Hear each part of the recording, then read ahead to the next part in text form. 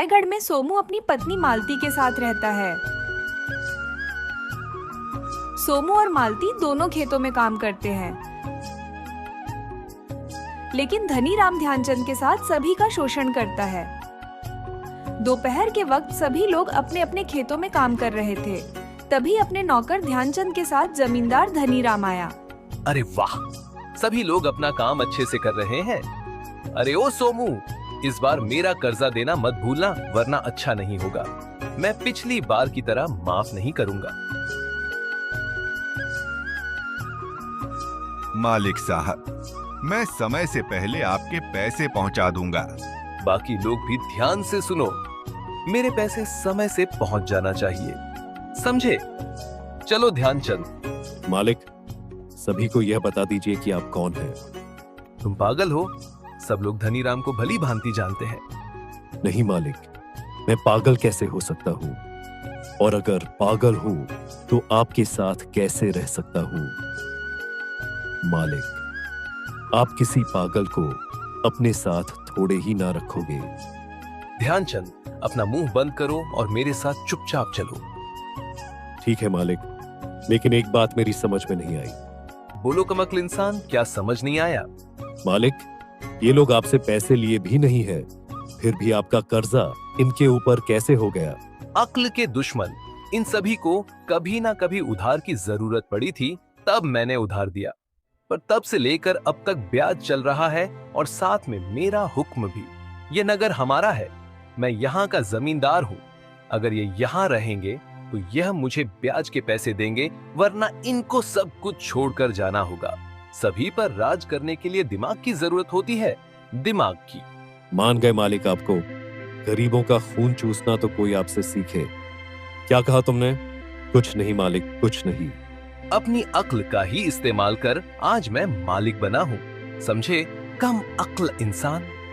समझ गया मालिक, बिल्कुल समझ गया। तभी धनी राम और ध्यानचंद ने खेत में काम कर रहे नीलू को देखा। नीलू अकेले काम कर रहा था। धनी राम ने नीलू से कहा, नीलू, लाओ भाई, अब मुझे इस बार के ब्याज के पैसे दे दो। मालिक, अभी मेरे पास पैसे नहीं हैं। मुझे अभी पैसे चाहिए। मेरे पास अभी सच में पैसे नहीं है मालिक, मैं सच बोल रहा हूँ। थोड़ा वक्त और दे दीजिए मालिक। ठीक है, पैसे ना सही, अपने दोनों बैल मुझे दे दो। मेरे बीवी बच्चे भूखे बैठे हैं मालिक। अगर मेरे बैल भी आप ले गए तो मुझे और मेरे बच्चों को 2 वक्त का खाना भी नसीब नहीं होगा। रहम करो मालिक। हाँ हाँ हाँ, मैं तुम पर कोई रहम नहीं करूंगा।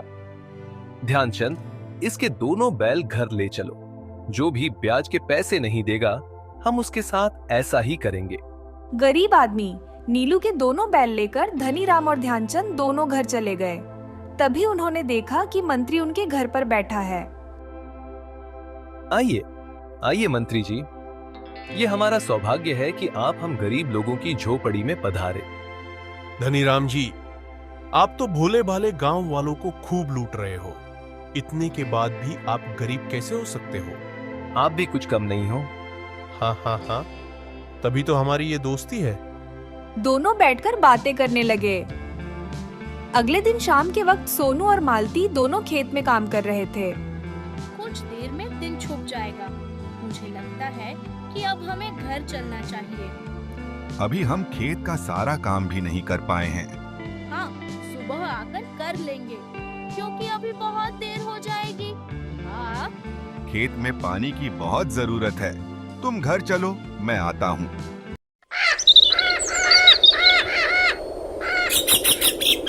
एक छोटा सा गांव जहां सुरेश अपने बैलों के साथ हल चला रहा होता है। धूप तेज होती है। सुरेश हल चलाते हुए और पसीना पोंछते हुए, इस बार तो धान की फसल अच्छी होनी चाहिए। भगवान से बस यही प्रार्थना है कि मौसम साथ दे, वरना फिर से सब मिट्टी में मिल जाएगा। अरे सुरेश, इतनी मेहनत मत करो। दोपहर का समय है, थोड़ी देर आराम कर लो। देखो सूरज कितनी तेज है, तुम बीमार हो जाओगे। अरे सुलेखा, आराम के लिए तो पूरा जीवन पड़ा है। अभी काम का समय है। अगर मैं अभी आराम कर लूंगा तो धान की फसल कैसे उगेगी? फसल खुद तो उगने से रही। तुम तो जैसे भगवान हो, जो फसल उगाओगे। मैं कहती हूँ थोड़ी देर पानी पी लो, नहीं तो चक्कर आ जाएंगे। भगवान हो न हो, मेहनत तो करनी पड़ेगी। और पानी? हाँ ला दो, अब तो सच में प्यास लगी है। सुलेखा जल्दी से घड़े से पानी निकालती है और रमेश को देती है। रमेश पानी पीता है, फिर गंभीर हो जाता है। राधा, इस बार अगर फसल अच्छी नहीं हुई तो बहुत मुश्किल हो जाएगी। पिछले साल के कर्ज की भरपाई भी नहीं हो पाएगी। इस बार बहुत उम्मीदें हैं, लेकिन किस्मत का क्या भरोसा। भगवान पे भरोसा रखो रमेश।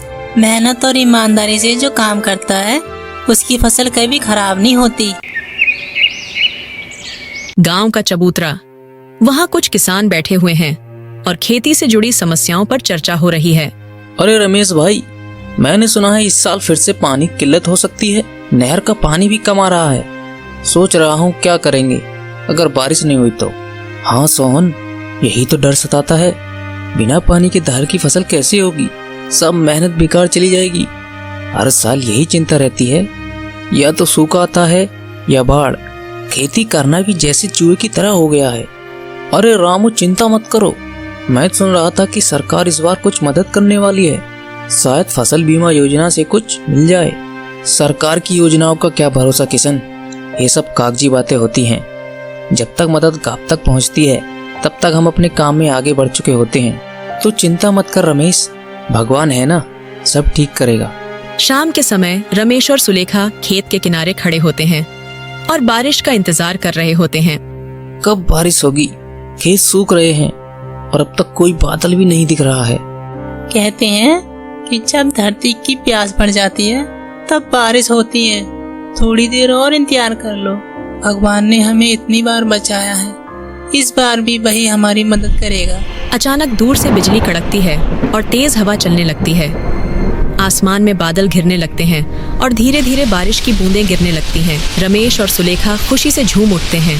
देखो सुलेखा, बारिश आने वाली है। भगवान ने हमारी सुन ली, अब फसल अच्छी होगी। हाँ रमेश, हमें और किसी चीज की चिंता नहीं करनी चाहिए। हमारी मेहनत जरूर रंग लाएगी। कुछ हफ्तों के बाद खेतों में धान की फसल तेजी से बढ़ रही होती है। चारों ओर हरियाली फैल जाती है। देखो रमेश, तुम्हारी मेहनत रंग लाई। धान की फसल कितनी भारी भारी हो रही है। यह सब भगवान की कृपा है और तुम्हारी मेहनत का परिणाम है। हाँ, अब लगता है इस बार सब ठीक हो जाएगा। खेतों में हरियाली देखकर दिल को तसल्ली मिल रही है। बस भगवान चाहे तो बाढ़ या कीड़े ना आ जाएं। कुछ महीनों बाद धान की फसल कटाई के लिए तैयार हो जाती है। चारों ओर खुशहाली का माहौल होता है, लेकिन वे नहीं जानते कि आगे उनके साथ क्या होने वाला है। रमेश भाई, इस बार तो फसल अच्छी हुई है। अब तो तुम्हारा कर्ज भी उतर जाएगा। हाँ भाई, इस बार भगवान ने हमारी मेहनत का फल दिया है, लेकिन कर्ज तो बहुत बड़ा है, धीरे धीरे ही उतरेगा। रमेश भाई सही कह रहे हो। हम किसानों की जिंदगी में फसल अच्छी हो या खराब, हमें हमेशा भविष्य की चिंता करनी पड़ती है। हाँ, बात तो सही है, लेकिन इस बार सब अच्छा लग रहा है। फसल की खुशबू बता रही है कि सब ठीक होगा। एक रात रमेश और सुलेखा अपने घर में आराम कर रहे होते हैं।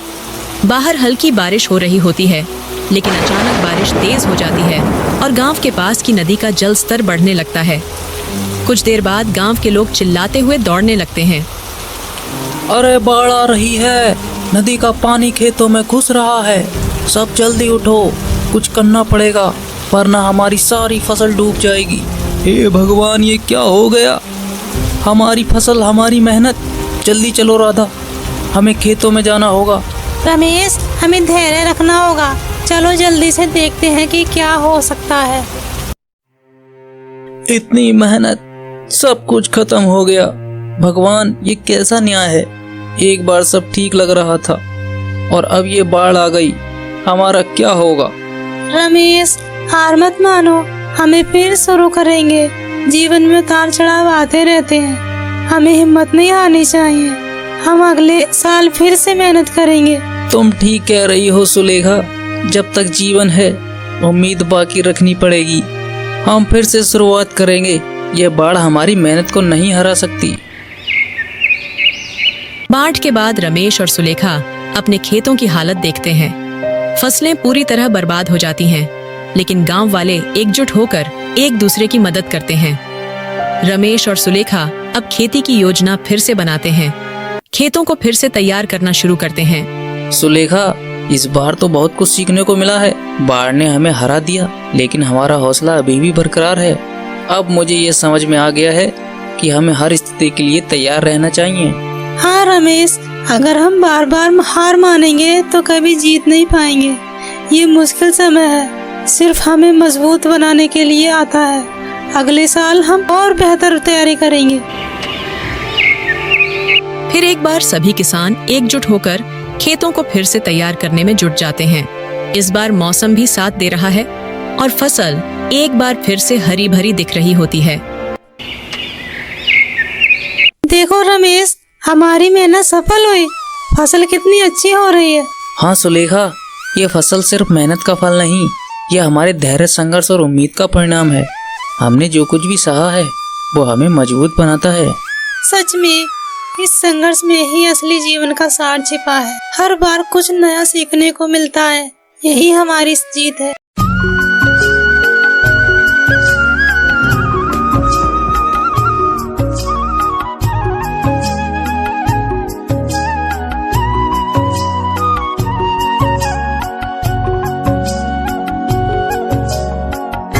एक नगर में रामू नाम का एक सीधा साधा आदमी रहता था।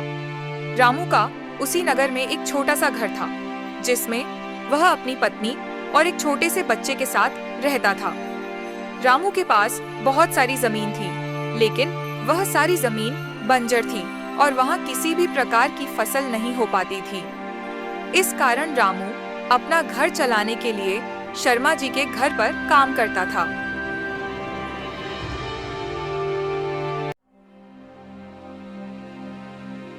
अरे ओ सुनती हो, आज मुझे शर्मा जी के पास बहुत सारा काम है।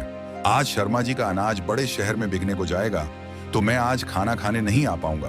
तुम आज मेरा खाना किसी के भी हाथ से शर्मा जी के घर तक पहुंचा देना। इसके बाद रामू काम के लिए निकल जाता है। उसकी पत्नी घर का काम निपटा के बाहर आती है और सोचती है, आज तो कोई नजर ही नहीं आ रहा है जिसके हाथ में यह खाना पहुंचा सकूं। लगता है आज मुझे ही खाना देने जाना होगा। वह रामू को खाना देने के लिए शर्मा जी के घर जाती है, मगर दुर्भाग्यवश रामू की पत्नी की तबीयत अचानक बिगड़ जाती है और उसकी मृत्यु हो जाती है। थोड़ी देर में वहां पर बहुत सारी भीड़ इकट्ठा हो जाती है। अरे रामू, सुनो, गांव से खबर आ रही है। तुम्हारी पत्नी की तबीयत खराब होने के कारण वो बेहोश हो गई है। तुम्हें तुरंत वहां जाना होगा।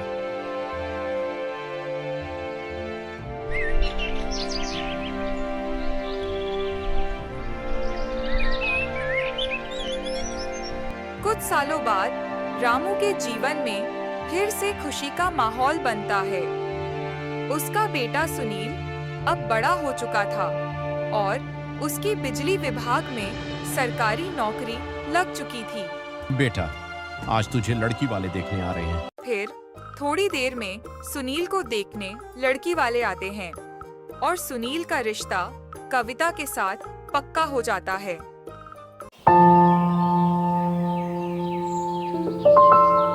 शादी के कुछ दिन बाद रामू कहता है, कविता, ये लो पैसे, जरा अलमारी में रख देना। सुनील, तुम इतने सारे पैसे कहाँ से लाए? तुम्हारी तो इतनी तनख्वाह भी नहीं है। अरे पिताजी, ये तनख्वाह नहीं है। अब मैं तुम्हें कैसे समझाऊं? पिताजी, इसे अंग्रेजी में कमीशन कहते हैं। रामू दुखी होकर कहता है, मतलब तू लोगों से घूस लेने लगा है? और क्या पिताजी? बेटा, तुझे तेरी माँ के गुजर जाने के बाद भी मैंने तुझे पढ़ाया लिखाया और इतनी बढ़िया नौकरी के काबिल बनाया, और आज तू उसी कुर्सी का फायदा उठाकर गरीब लोगों से घूस ले रहा है। सुनील कहता है, पिताजी, आपको क्या पता, ईमानदारी के रास्ते पर चलने वाला हमेशा पीछे रह जाता है। आजकल जो ईमानदारी के रास्ते पर चलता है वो हमेशा पीछे ही रह जाता है। अगर थोड़ी बहुत घूस खाकर आगे बढ़ेंगे तो जल्दी आगे बढ़ेंगे पिताजी। रामू समझाता है, बेटा, जो ईमानदारी के रास्ते से धीरे धीरे आगे बढ़ता है वह बहुत लंबे समय तक टिकता है। जो ये घूस खाकर आगे बढ़ता है वह बहुत ही जल्दी बर्बाद होता है। आगे तेरी मर्जी। रामू इतना कहकर अपने घर से निकल जाता है। रामू की बातें सुनकर कविता कहती है, ठीक ही तो कह रहे हैं पिताजी कि घूस लेना पाप है। लेकिन सुनील अपनी आदत से बाज नहीं आता और हर रोज ढेर सारे पैसे घर लाने लगता है, जो रामू को बिल्कुल भी पसंद नहीं था। अरे बेटा, मुझे ये पसंद नहीं है। तू मेरे लिए ये लोगों से घूस खाना बंद क्यों नहीं कर देता? सुनील गुस्से में कहता है, अरे पिताजी, आप तो मेरे पीछे ही पड़े हुए हैं। घूस घूस लगा रखा है। मैं ये घूस लेना बंद नहीं कर सकता। आपको मेरे साथ रहना हो तो रहिए, वरना यहाँ से निकल जाइए। तुम्हें जरा सी भी शर्म नहीं है? कोई भला अपने पिताजी से ऐसे बात करता है? क्या वो गलत कह रहे हैं? ठीक ही तो कह रहे हैं कि घूस लेना पाप है। अरे बेटा, मेरे कारण तुम दोनों आपस में मत लड़ो। मैं ही इस घर को छोड़कर चला जाता हूँ। अरे पिताजी, इन्होंने गुस्से में आकर आपको घर छोड़ने को कह दिया था। आप तो सच में घर छोड़ने को तैयार हो गए। आप कहाँ रहेंगे? बेटा, तू मेरी चिंता मत कर, मैं तो कहीं भी रह लूंगा। इतना कहकर रामू घर छोड़कर चला जाता है। तुम कैसे बेटे हो जो अपने पिता को घर छोड़कर जाने के लिए एक बार भी नहीं रोका? रामू अपना घर छोड़कर शर्मा जी के घर पर जाता है। शर्मा जी कहते हैं, क्या हुआ रामू, आज तो तुम समय से पहले काम पर आ गए। रामू उन्हें अपनी पूरी कहानी बता देता है। शर्मा जी उसे अपने साथ हवेली में रहने को कहते हैं, लेकिन रामू अपने खेत में एक छोटी सी झोपड़ी बनाकर रहने का निश्चय करता है।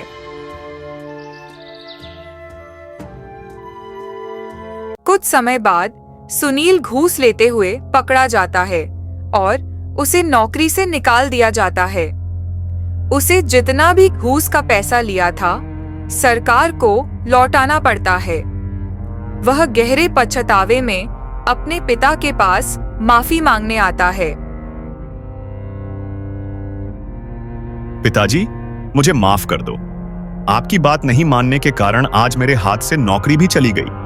रामू उसे समझाते हुए कहता है, कोई बात नहीं बेटा, तुझे कहा था ना मैंने कि ईमानदारी के रास्ते पर चलेगा तो खूब आगे जाएगा। अब देख लिया ना बेईमानी के रास्ते का परिणाम। इस तरह रामू ने अपनी सीख और अनुभव से अपने बेटे को सही राह दिखाने का प्रयास किया और ईमानदारी के महत्व को सिद्ध कर दिया।